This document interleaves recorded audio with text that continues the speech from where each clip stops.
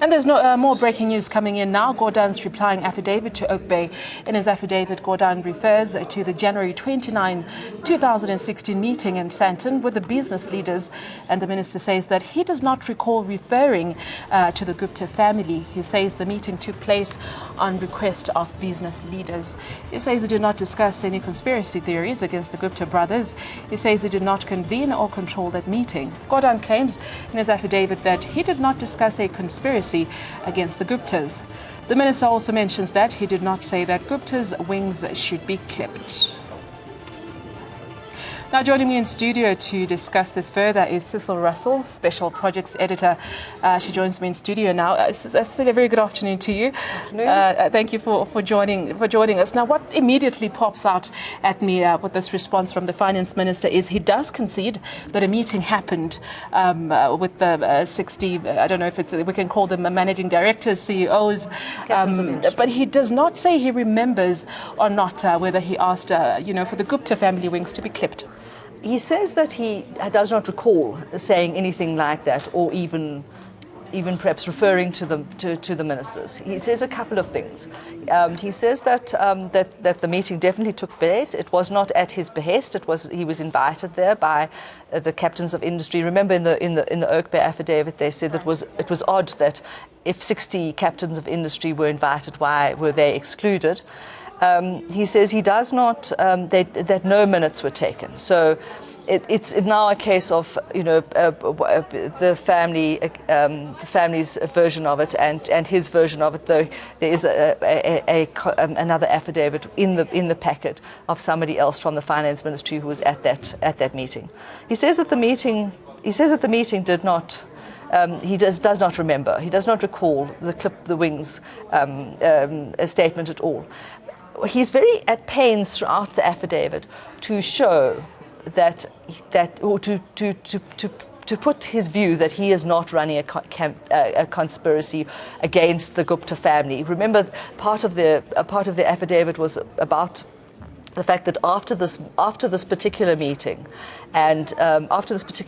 business after business after business broke off relations with the family. So there are many letters saying we can no longer do business with you, and the Gupta family attributes this to the course of events. First, the ABSA closing the account, and then this meeting, and then the rest of the banks closing the account.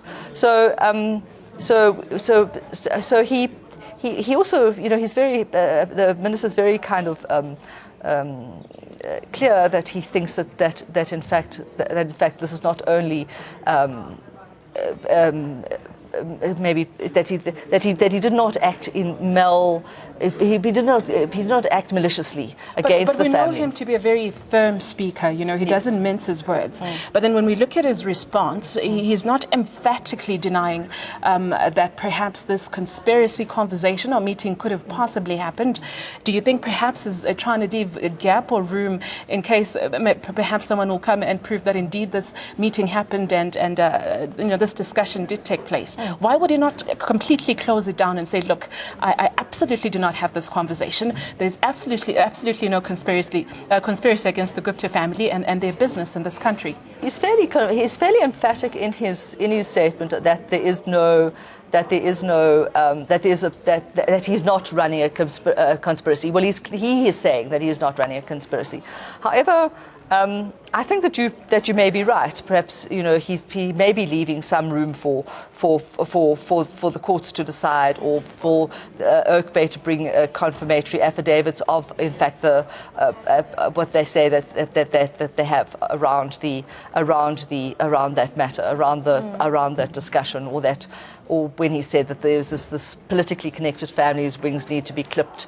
It seemed as though, even though there was no affidavit in the Oak Bay account, that they had some evidence that this conversation did take place. But at the moment, both of them are there, so the courts are going to have to decide. Gordhan has asked for this to be struck out of the whole matter. But what is your understanding in terms of the law, of what Pravin Gordhan is saying about the charges leveled against him? about essentially about what Oak Bay Yes. has.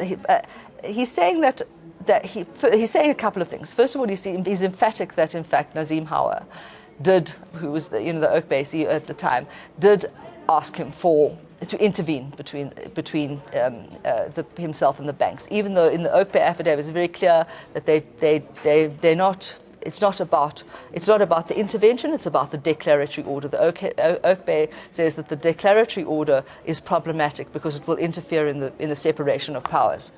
So, and the second thing he says is that there seems to be, he says that he is not running a campaign, but he attaches all sorts of things, including a public protector's report, which he claims as evidence, or it shows that there's many adverse findings against the Gupta family. But we all know that the public protector's report was not about the findings, but it was about to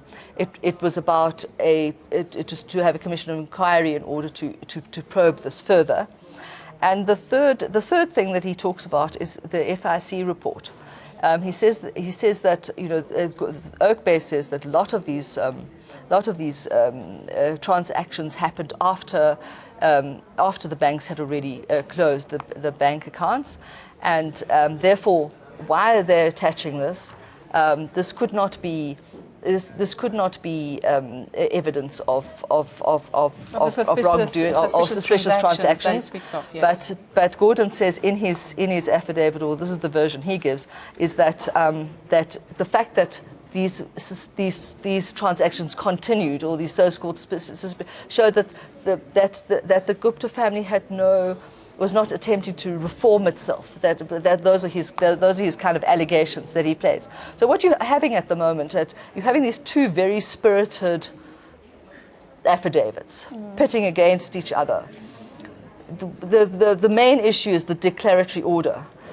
The political issue is whether there was political interference or not political interference, whether it was a campaign or not a campaign. That is the gist of this whole